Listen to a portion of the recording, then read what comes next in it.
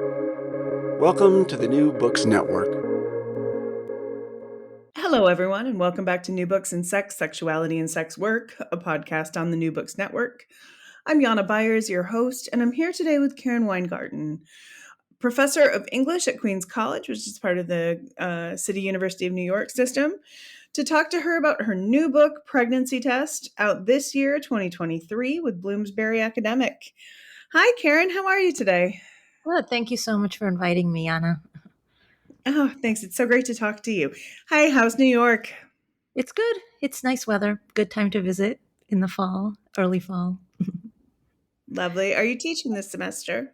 I am teaching, yeah. I'm teaching a class on medicine and literature. So actually, we touch on some of the issues in the book.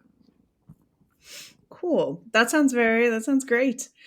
So before we get into the book, itself, I want to talk about this series that's called Object Lessons, which calls itself a book series about the hidden lives of ordinary things. And among the topics covered, I just looked at this long list and so many cool topics: wine, egg, doll, eye chart, hyphen. And I love this idea, right? That objects are not just mere objects. They're this piece of material culture that tells us about society. So I wanted to know kind of how this came about. Did you find the series and pitch it, or was it just a natural fit? Yeah, that's a good question. So the series has been going on for a while, and I heard, and I'm sure this is an outdated dated number, I think they have something like 80 books in the series. And so, yeah, they've been working on it for a long time. I pitched the book. Anyone can pitch a book through their website, and I had written a short essay for a blogging website on the history of medicine and gender called Nursing Cleo on the pregnancy test. And I got a lot of attention for this essay. A lot of people reached out to me, and I thought, it wasn't exactly where I thought I saw my research going, but in doing a little bit of research for this short essay, I thought there's so much about the pregnancy test that could be explored, could be written, and I wasn't finding a lot out there. And so to me, a series like Object Lessons seemed like a great fit because it's exactly the kind of work that I wanted to be doing. I wanted to look at this object, the pregnancy test, and kind of explore, research, and then share that information with readers. Like, what is this object? And it's so present in our lives. Those of us who both want to reproduce and don't want to reproduce have come to very much rely on this object. And I just knew that there was going to be a story to tell there. And so I reached out to the series. I pitched a proposal and I was accepted, and I was very happy about because it was an incredibly fun project to write. Right. And here we are. So Yeah. how did you become interested in the pregnancy test as something to think about intellectually? Yeah. So like I said, I wrote this short essay for Nursing Cleo, but my thinking about the pregnancy test started before then. I'm a cultural historian of reproduction. So my first book was about abortion, and I've also written cultural histories of abortion, and I've also written about other reproductive technologies. And so my interest started there. And then like a few months before I wrote the piece for Nursing Cleo, my sister had what's called a chemical pregnancy. And a chemical pregnancy is when an egg is fertilized by sperm. It implants in your uterus HCG, which is the hormone that all pregnancy tests for, is produced by your body. But the fertilized egg is not viable, so your body quickly discards it. And if you happen to take a pregnancy test in the short window between when the egg implanted in your uterus and before your body kind of decided this is not going to be a viable pregnancy, your pregnancy test will test positive. But then usually within a day or so, you'll start bleeding, your menstruation will begin, and most people won't even realize they had a chemical pregnancy. But my sister, who really wanted to get pregnant because she had experienced a miscarriage a few months before was taking pregnancy tests regularly and had a chemical pregnancy and was really, really upset. And so I started doing research about what are, why did she get this positive result that very quickly turned into a negative result? And I had this, it made me realize that the pregnancy test, which we think of as this object that gives you a yes or no answer, you're pregnant or you're not pregnant, is actually far more complicated. And what it's testing for is far more complicated. And there are ways to be a little pregnant. And actually, it led to questions like, what is pregnancy? What even is pregnancy? And so that's really where I started doing this research. Yeah, and I want to get back there, actually. I want to get back to this idea of like what is pregnancy. But I'd like to talk a bit about the history first. Okay. I'm an historian myself. That's, kind of what I like to go. And I just want to make sure we're all on the same page. Yeah, So we get the first reliable pregnancy tests in 1927. Is that's that right. fair? Yeah. Yeah. So Uh, the first successful pregnancy test ever was in 1927. Now that doesn't mean that there weren't like hundreds of years before. You could even say like 1,000 years before that people would try various things to determine like whether someone was pregnant or not, right? Once you think about it for a moment, you realize, oh, this is actually really useful information to know, right? To know whether the symptoms you're experiencing are pregnancy, or there are many other reasons why someone could stop menstruating, could have other pregnancy related symptoms. But the first reliable pregnancy test was developed in 1924 by two German Jewish doctors.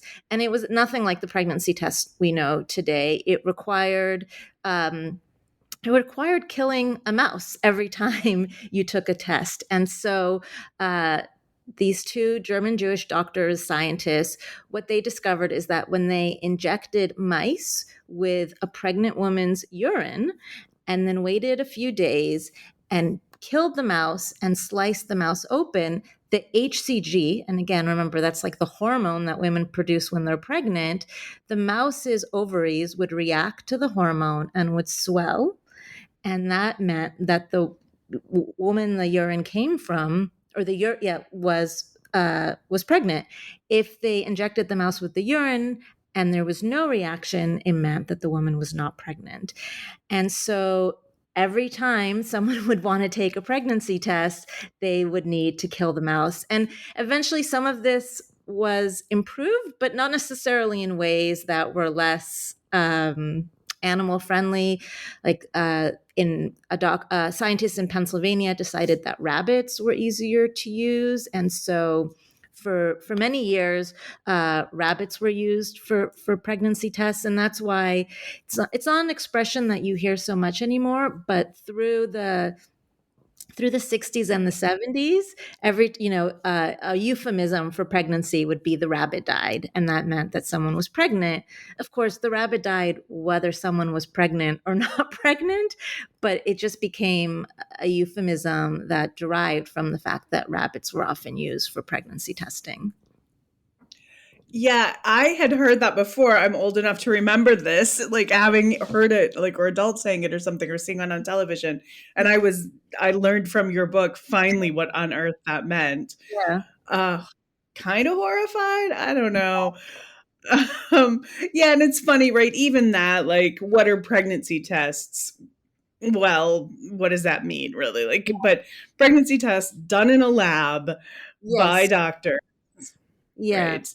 And And one question I had was like, how common was this? Like, how many women actually went to find out that they were pregnant through these means? And like you said, this is not something you could do at home. You would have to go to a lab or to a doctor that offered these tests. But it became pretty clear to me when I started doing research in magazines and in newspapers that American doctors especially advertise this, right? They would tell their patients like, I could give you a rabbit test to determine whether you're pregnant or not. And I started also seeing ads, particularly in Los Angeles newspapers, interestingly enough, advertising pregnancy tests that clearly used animals to diagnose pregnancy in women.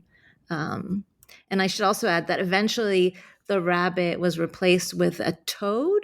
And that was maybe slightly more humane because with the toad, you didn't need to kill the toad because they found this South African species of toad that would ovulate if you injected it with urine with HCG, and it would just ejaculate, like the eggs would come out of the toad if there was HCG in the urine. And so because of that, you didn't need to kill the toad, but you did have to keep many toads in an aquarium. They were aquatic toads, so there would be these labs full of aquatic toads used for pregnancy testing.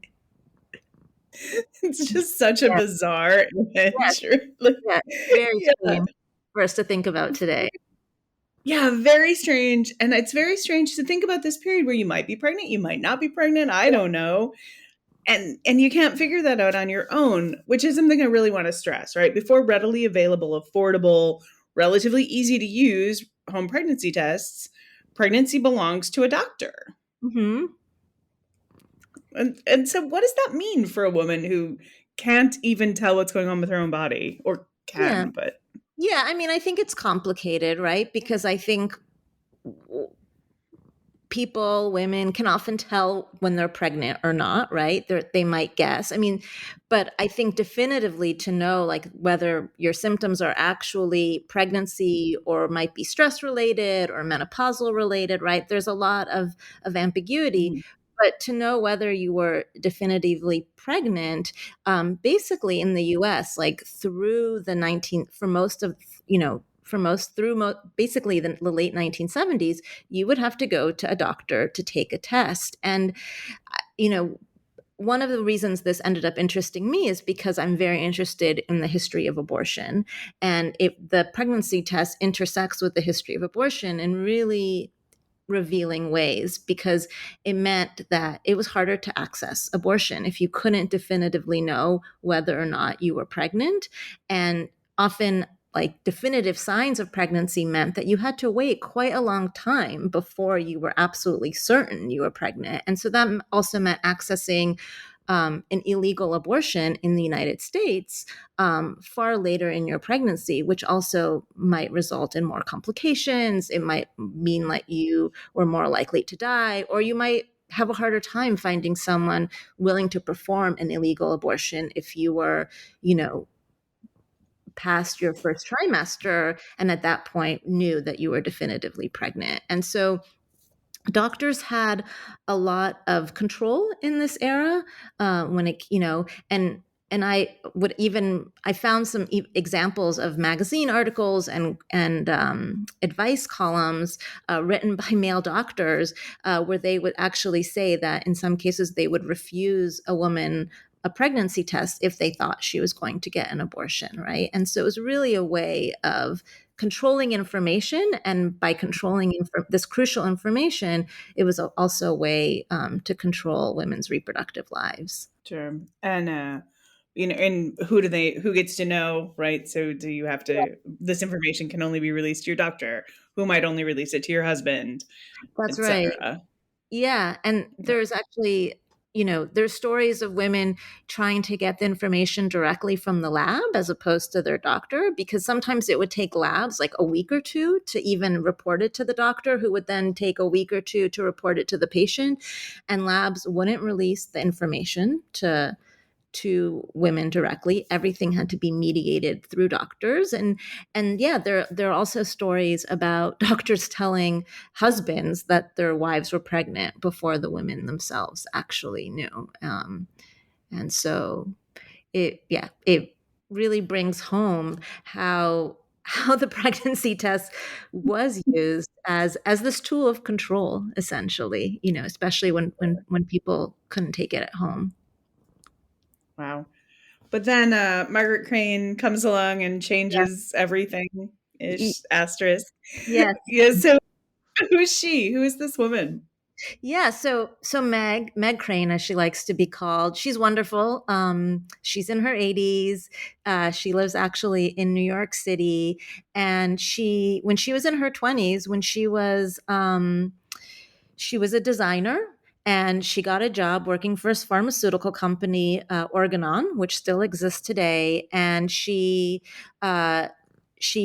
was working in Organon, doing a lot of secretarial work, because even though that's not why she thought she was hired.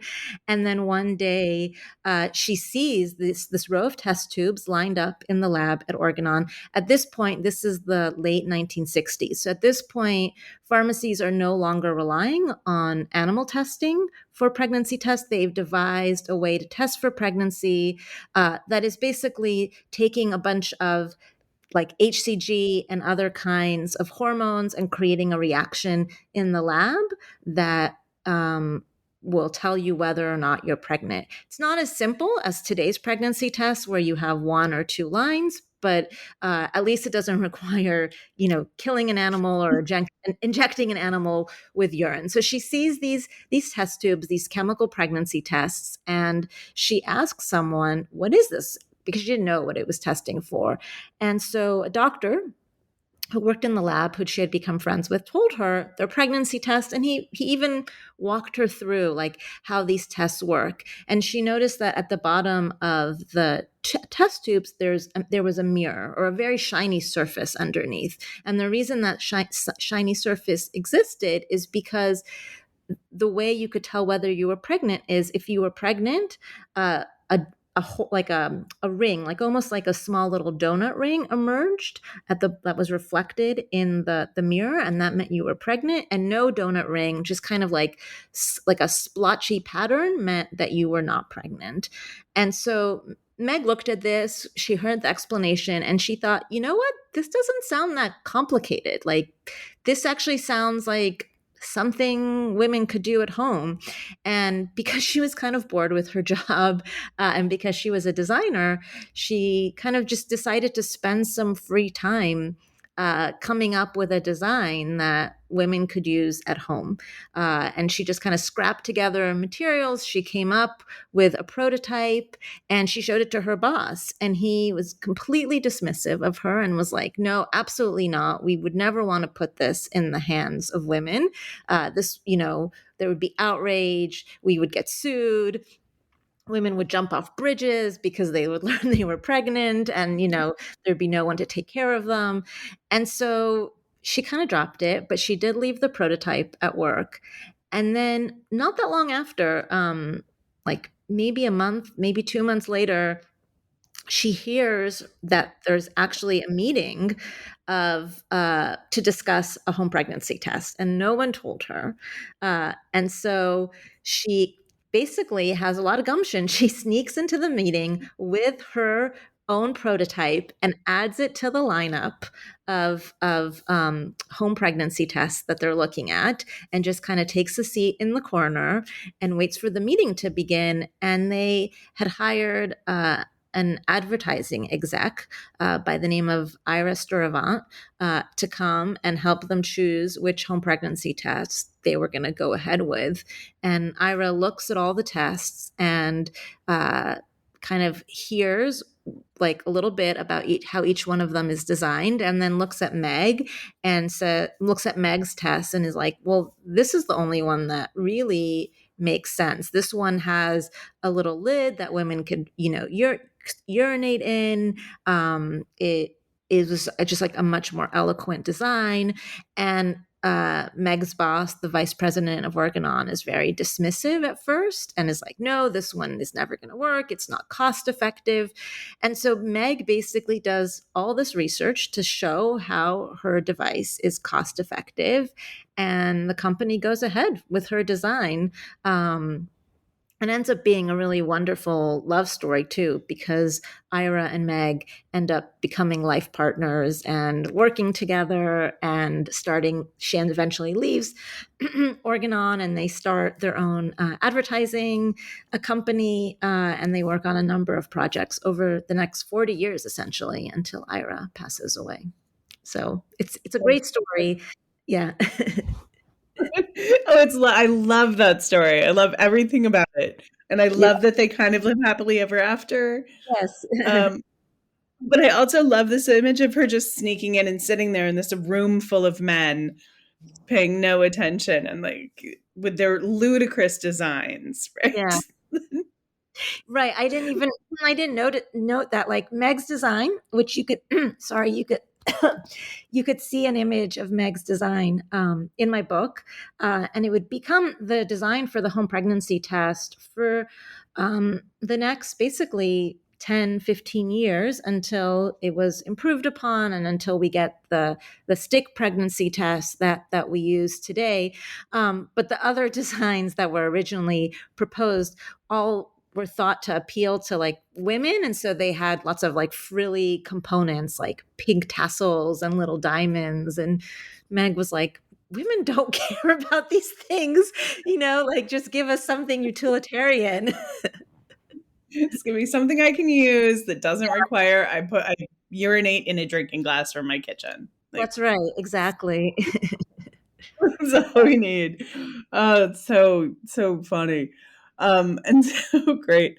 So I mean this is then the home pregnancy test is an option, but it's by no means done in its with its development, right? This was like a 10-step process or something, yeah. Yeah, I mean, so they designed it. There's a patent in Meg's name in the U.S. Patent Office that you could find if you search online. And then they had to begin kind of getting permission to market and sell it. And it turns out that the FDA was very reluctant to give permission. It wasn't clear whether they needed the FDA's approval.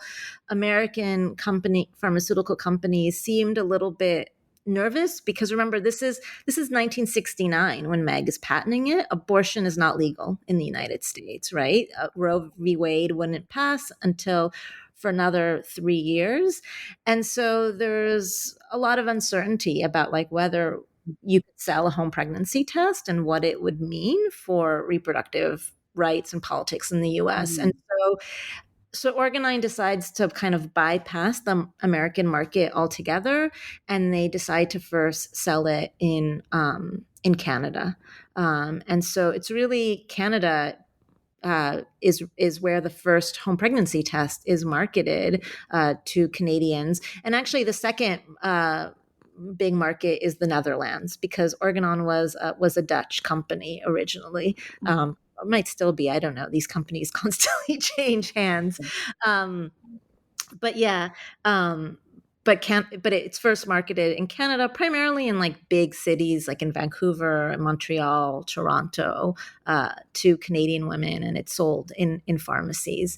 And there are many reasons why they decided to market it in Canada rather than the US. I think one reason is Canada was liberalizing its abortion laws at a faster pace than the US at this time. And also, at the time, a woman could go to her local pharmacist and ask for a laboratory pregnancy test. And so there was already some degree of anonymity in Canada. You didn't have to do it through your doctor, and you didn't have to get permission, so-called permission, to get a pregnancy test. You could even drive, to the next town over if you wanted to, if you didn't want your local pharmacist to know you were taking a pregnancy test. And that wasn't possible in the US. You couldn't get a pregnancy test as easily at the time. It is so hard for me to imagine this world, that I was absolutely not born into. Yeah. I'm sure nieces might have a different experience. I want to talk about chapter 4, which is called The Stick, and I Okay. want to know why the stick gets its own chapter. Yeah. So the stick is really so we have the home pregnancy test is invented. It's marketed in Canada. It's marketed in Europe. It takes until 1970 seven. Well, no. Yes, it takes until 1978 for the home pregnancy to come to the U.S. And really, you would think like, oh, the home pregnancy test is invented. Like everybody's going to use it. Everybody's going to be excited about it. But actually, that doesn't happen at all. There's not.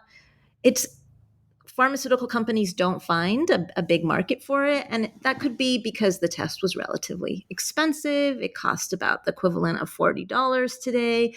It wasn't super reliable. It had to be you were basically mixing chemicals together, right? And if you didn't do it exactly, the test could be wrong, or it could give you like ambiguous results. And there was also a lot of doctors and even women's magazines were discouraging women from taking the home pregnancy test. Pharmaceutical companies actually took out ads like discouraging women from using the home pregnancy test and to continue to go to their doctor for a laboratory test. And so it's a very kind of sluggish market at first. And it really wasn't until the 80s when the technology, the science advanced enough that the stick pregnancy and like early variations of it were invented, that the home pregnancy really took off, where all of a sudden the home pregnancy test became a little bit more affordable, but also more importantly, more reliable and just, easier to use. And one of the things I didn't say is that with these earlier home pregnancy tests, you had to wait 2 hours to find the results. And it was, it was shortened to an hour and then 30 minutes. But really, it took until the 80s, and with the invention of the stick pregnancy test, which is called an ELISA test, right, which uses actually the same technology as COVID tests that have become so familiar to us during the pandemic, where all of a sudden you only had to wait 1 or 2 minutes to get your results, and that was really transformative as well. And it meant that the home pregnancy test it really just became incredibly popular, to the point where today it's hard to imagine anyone finding out they're pregnant in any other way, right, than that home pregnancy test. And so I gave the stick its own chapter because I think it transformed our relationship to home pregnancy testing and home testing in general, really, right? The idea that you could test for things at home, which was itself a relatively new phenomena, that you wouldn't have to test for things through the mediation of your doctor. Yeah, that right. And very soon, we saw this just a couple of years ago. All of a sudden, if I'm calling the health minister to talk about what happened with my home corona test. Yes, that's right. Yeah, really interesting. So it's the thing also then with this stick and with this technology, then pregnancy isn't a medical thing you're working on with your doctor. It's a personal thing, first at home. And as you noted with this chemical pregnancies, or just general, like there are all kinds of really early miscarriages, right? So early on, now we have women who know they're pregnant, what if it's even possible, or if we even should call them pregnancies, immediately, right? That's So right. is this like a redefinition of what pregnancy means? I think so. I think it does change how we understand pregnancy, right? I mean, and even like these earlier home pregnancy tests, that the kind that Meg developed, or the laboratory tests using animals, you usually had to wait at least 2 weeks after a missed period to check, right? And so one thing that I think a lot of people don't realize is that when you first miss your period, you are technically already considered 4 weeks pregnant, right? Because the way we date pregnancy is from the first day of your last menstrual cycle. And then because you usually have to wait until a missed period to check for pregnancy, usually by the time you're pregnant, you're like between 3.5 and 4 weeks pregnant.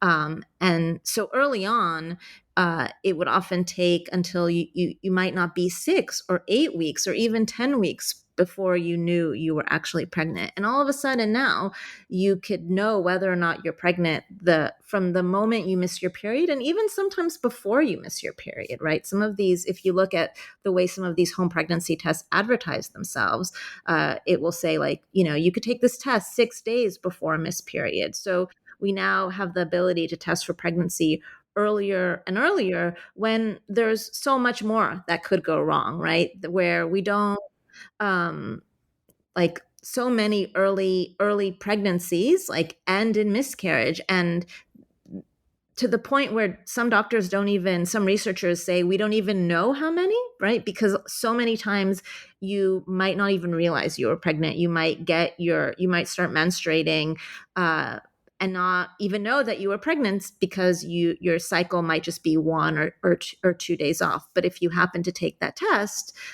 you would have known that you had like a very, very early miscarriage. And the reason I'm interested in these questions is, one, it redefines what pregnancy is, but it also cuts both ways. And especially in a place like the United States, right, where Roe v. Wade was overturned, not this past June, but the June before, June 2022.